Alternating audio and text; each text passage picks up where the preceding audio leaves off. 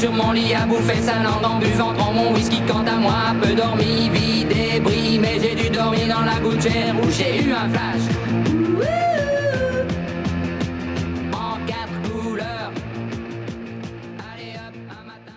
Bueno, soy Pablo Gerbolés, en la actualidad soy secretario de la Federación de Asociaciones Vecinales de Valladolid. Lo que estamos haciendo las asociaciones vecinales en el fondo no es más que el desarrollo del derecho de participación. El derecho de participación, que se recoge en la Constitución, tiene una parte que es la vía de representación política, que el domingo ya hemos ejercido, quien la hayamos ejercido, es decir, a través de nuestros representantes, pero también la participación directa, que hay veces que los mismos representantes no se acuerdan que el propio artículo que les legitima como representantes establece también la participación directa de los ciudadanos. Y eso es un poco lo que hacemos todas nosotras en nuestras asociaciones vecinales, el participar directamente. Entonces, yo os voy a hablar del nivel Valladolid más que pero que a nivel Valladolid, a nivel Federación de Valladolid, lo que nos falta a muchos clientes es la información. El gobierno municipal no transmite información de tal manera que nunca se puede participar. Estamos en un montón de cosas que hacen es básicamente anunciar en el norte de Castilla lo que han acordado antes de notificártelo, con lo cual muchas veces me dicen, bueno, no voy al consejo porque lo acabo de leer en el norte. Y para esas narices, ya una vez decidido y publicado en prensa, poco. Y luego, el planteamiento diferencial que tenemos las asociaciones con los políticos es un problema de tiempos que es brutal. Es decir, los políticos solo piensan a corto plazo, es decir, a su reelección, y sus planteamientos de ciudad, de todo en general, es de cara a su reelección, mientras que los vecinos, como somos los que nos quedamos, que ya sabemos que alguna, en este caso no se van, porque también lo tenemos aquí aguantando a este tipo, pero bueno, en algún momento se van, es decir, los políticos se van, nosotros nos quedamos y nosotros hacemos planteamientos de cara a futuro, aunque en corto plazo, digamos, no sean de mucho rendimiento. Entonces nuestros planteamientos normalmente son más a largo plazo, porque somos los que vivimos a diario en el barrio y por lo tanto es lo que nosotros planteamos de cara a futuro, mientras que los políticos lo que quieren es hacer cosas a un tiempo concreto. Y ese es un poco uno de los problemas que... Luego tenemos un problema con, digamos, que con las asociaciones vecinales siempre hay la misma gente y, digamos, no va a haber renovación. Bueno, yo la verdad es que, por un lado, pienso que es así, eso, vamos, que es evidente que muchas asociaciones es así. Pero claro, es que si uno piensa cómo es nuestra organización, por lógica no hay un joven. ¿Por qué? Porque si nuestra base es el barrio, un joven, por definición, en los tiempos actuales, es que no pisa el culo, o sea, no pone el culo en un barrio tampoco tanto tiempo. Porque primero, cuando es joven sí puedes ir a la escuela, pero luego va a estudiar o a un instituto o a una universidad, se va a otro sitio, en el que pasa mucho tiempo, con lo cual sus amigos son de otros sitios. Y luego hace estudios no sé dónde, y luego le toca irse a emigrar a no sé cuál. Es decir, trabaja temporal en la costa y luego se va a trabajar a Madrid porque aquí no hay nada. Es decir, al final tampoco la vida de una persona se centra en un sitio concreto, en un barrio concreto, como antes, que antes una familia vivía de por vida en un sitio. Ahora los jóvenes pues tienen una vida más amplia, una vinculación con otros territorios que hace que si está trabajando en Alemania, pues el barrio de las Delicias, pues sí, sentimentalmente lo tiene, pero no para luchar por él a diario. Entonces, yo pienso que esa es una dificultad que tenemos con los jóvenes en el sentido de que territorialmente es un problema. Luego, al margen de ello, vale, habrá sus es decir, yo no niego que en barrios pues haya imposibilidad de entrar porque los carcas de la asociación no dejen entrar a jóvenes, yo no niego eso, pero digamos que esa es una dificultad. Para mí no hay tanto el problema, para mí creo que no tenemos que obsesionarnos las asociaciones con tener más o menos gente, sino que haya gente trabajando, que haya gente activa, aunque no sea en nuestra asociación, no importa, es decir, si en nuestro barrio hay asociaciones juveniles, no importa que no estén en la asociación, lo que importa es que haya asociaciones juveniles activas, al menos en un sentido que nosotros entendemos entre vecinos. Es un programa de atención a personas que se encuentran en riesgo de exclusión temporal, digamos, dentro del propio barrio, ¿no? Es decir, es el planteamiento de un primer muro de contención en la crisis, que es la familia, es decir, con el sueldo del padre, del abuelo, con la pensión del abuelo ya empieza a vivir toda la familia, etcétera, que eso se está empezando a rebasar. Y entonces nosotros el planteamiento es el siguiente muro de contención es el barrio, y es posible el hacer proyectos, al margen de que haya que reclamar a las administraciones todas las trabajos e inversiones o actuaciones en materia de servicios sociales y de atención social, nosotros también somos capaces de dar soluciones, ¿no? Y se plantea desde voluntarios del barrio la atención a gente que entra en ese riesgo de exclusión, ¿no? ¿Por qué? Porque en lo que van a los servicios sociales municipales, etcétera, pues pasan 3 o 4 meses en los que quedan inhábiles y de repente no puedes pagar nada, aparte que hay gente que ha estado trabajando tiempo y casi no sabe hacer ni un currículum, etcétera. Y los propios vecinos hacen ese asesoramiento de gente que no sabe pedir trabajo por internet, gente que no ha hecho nunca un currículum, gente que no sabe siquiera dónde tiene que pedir las ayudas, etcétera, pues los propios vecinos le ayudan, ¿no? Y si la persona usuaria, digamos, bueno, por no entrar en la dinámica de usuarios como servicios, sino bueno, la persona que está en el programa, digamos que se muestra interés en el programa, en el trabajo, en buscar trabajo, etcétera, etcétera, digamos, los vecinos hacen esa aportación de bienes, de alimentos, de productos de limpieza, etcétera, que el usuario puede llevarse pagando un dinero, digamos. Es decir, es una relación de buena vecindad, de yo hago una aportación de material para gente de mi barrio que lo necesita y que entre todos estamos intentando sacarnos unos a otros, ¿no? Y buscarnos trabajo unos a otros. Y en el propio barrio pues se busca, es decir, quién necesita un empleo, tenemos aquí gente, es decir, entre todos nos apoyamos y nos ayudamos. Bueno.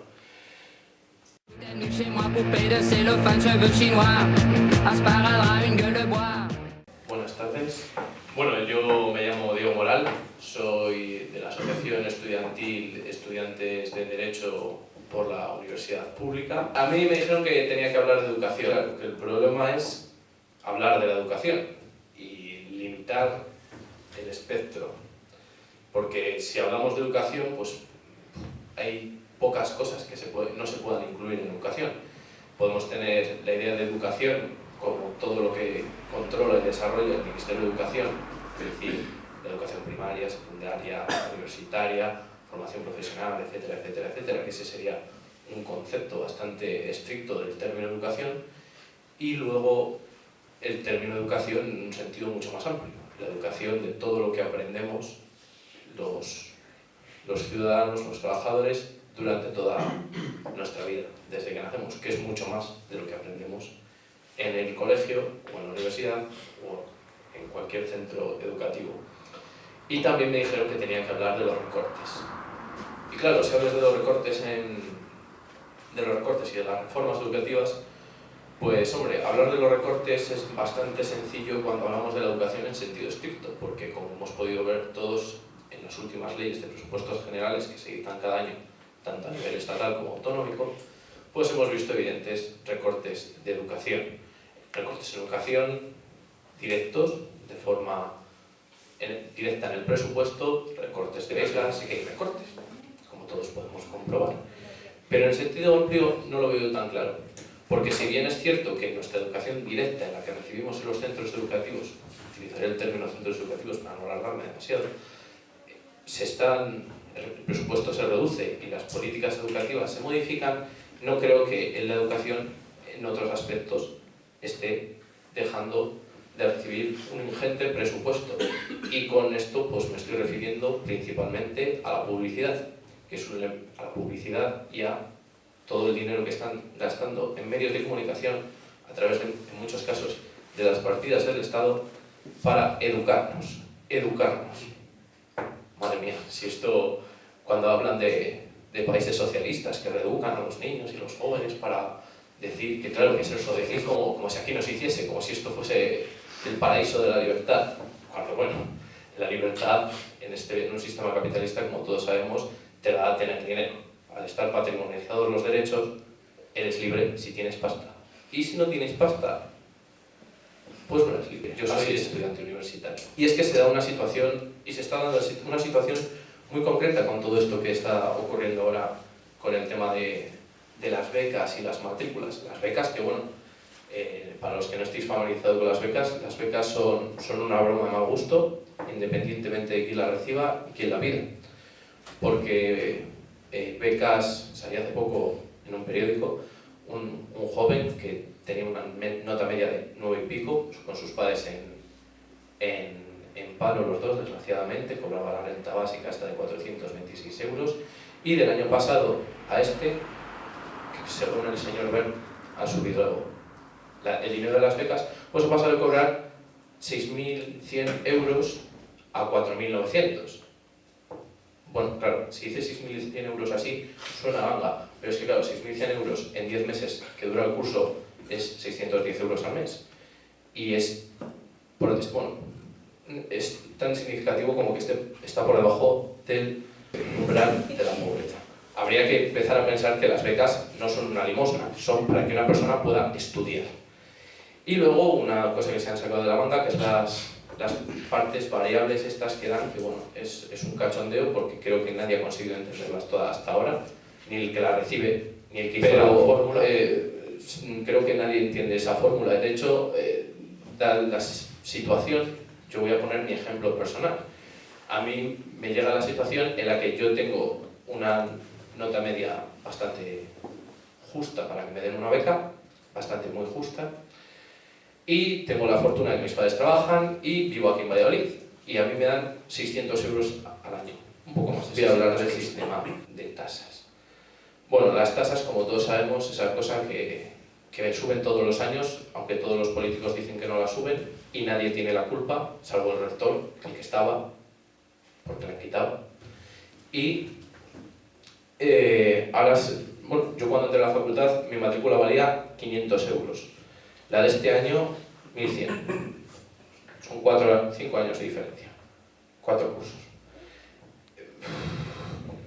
No sé, no han debido subir las tasas. De 500 a 1.100 se han debido ser por generación espontánea. Y hay algo mucho más grave. Yo estoy en la universidad pública, es decir, se supone que el Estado subvenciona, bueno, no me gusta la palabra subvenciona en este aspecto, pone por mí una gran cantidad de dinero, y es que los alumnos, aun cuando paguemos, si pagásemos íntegramente la matrícula, solo estaríamos pagando en torno al 40%, esto depende de cada comunidad autónoma, centro en Castilla y León, que es básicamente lo que sé, estamos pagando en torno a un 40% del coste total de la matrícula, sin contar el trabajo de investigación que realizan los profesores, que también lo realizan, entre otras cosas, porque es de la poca investigación que se hace en España. Pues bien, este 40% que supone el dinero que tiene que pagar un alumno que no tenga beca y sea 1.100 euros, sitúa una situación muy peculiar. Porque una persona que tiene que pagar 1.100 euros para entrar en algo que subvenciona, que es ayudado por el Estado, en muchas ocasiones no lo puede pagar, como lo estamos viendo. En mi caso, mi carrera es barata, pero hay carreras en las que la matrícula, sin segundas matrículas ni nada por el estilo, está valiendo del orden de 2.000 y 2.500 euros. En el hipotético caso de que nos encontremos, bueno, en hipotético caso no, en esta situación llega esta paradoja. Una persona tiene que pagar 2.500 euros y aún así es solo el 40% del coste real. El resto lo paga el Estado. Si la gente que no tiene dinero, es decir, ahora mismo en España, una amplia mayoría de la población, no puede pagar estos 2.500 euros, lo que estamos llegando es que entre todos, el dinero del Estado, estamos haciendo un esfuerzo para que vaya a la universidad quien tiene pasta. Es decir, se está dando una situación muy divertida. Es como si estuviésemos subvencionando una sanidad pública y los pobres no pudiesen ir a la sanidad pública. O sea, estamos subvencionando a los ricos la educación. Pues así de sencillo. Esta situación tan peculiar, pues a mí me ha recordado a una frase célebre del despotismo ilustrado, la de todo para el pueblo, pero sin el pueblo. Es decir, entre todos ponemos la pasta para que los ricos vayan más barato a la universidad. Quiero pasar de este todo para el pueblo, pero sin el pueblo, a través de la historia, los que han ido parafraseando este lema, esta frase. Y es que después de esto, a los que los liberales se opusieron firmemente, este todo para el pueblo, pero sin el pueblo, porque querían participar, los jacobinos en el Parlamento francés expusieron esta frase, parafrasearon esta frase: todo para el pueblo y por el pueblo.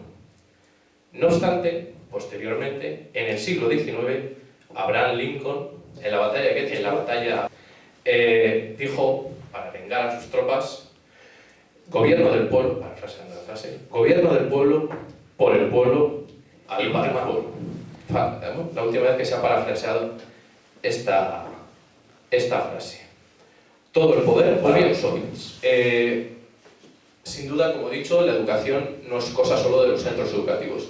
Tiene que ser ampliado a muchos más aspectos.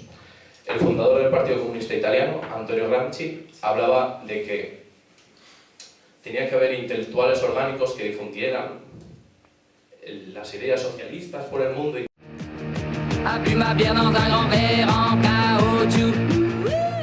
Bueno, pues buenas tardes. Yo me llamo Pablo y la responsabilidad de dirigir la Federación Agroalimentaria de Comisiones Obreras en Castilla y León, una organización pequeñita que no tiene muchos recursos, no tiene muchos liberados, que buena parte de la actividad que hacemos es con militancia y que vengo de la industria cárnica, que soy trabajador de la industria cárnica. Para empezar, necesitamos contrarrestar todo el apagón mediático que tienen hecho a la clase obrera representada en los partidos políticos de izquierda, ¿vale? Y en el propio sindicato. Hay un apagón mediático. No se quiere que la voz de los trabajadores y de las trabajadoras, de las inquietudes, se escuche. Y tenemos que contrarrestar eso. Y para eso el sindicato tiene un reto, porque no llegamos. A pesar de las tecnologías, no nos hemos sentado a pensar y no nos hemos sentado a diseñar estrategias que con la alta tecnología de estos tiempos pues, podamos llegar. Hay un factor determinante.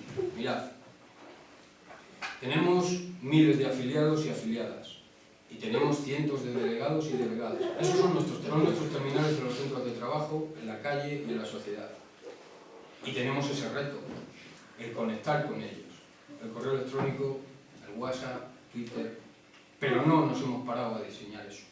Y yo creo que es un reto que tiene el sindicato muy importante, porque a su vez va a hacer visible la utilidad del sindicato como herramienta. El sindicato es una herramienta al servicio de los trabajadores, la organización de los trabajadores se pone al servicio de los trabajadores y hay que hacerla visible, y más en estos tiempos, cuando el movimiento obrero, cuando la clase obrera, cuando los sindicatos de clase pues estamos tan denostados, tan desprestigiados por algunas cosas que la mayoría de ellas, o el 90% de ellas, son falsas.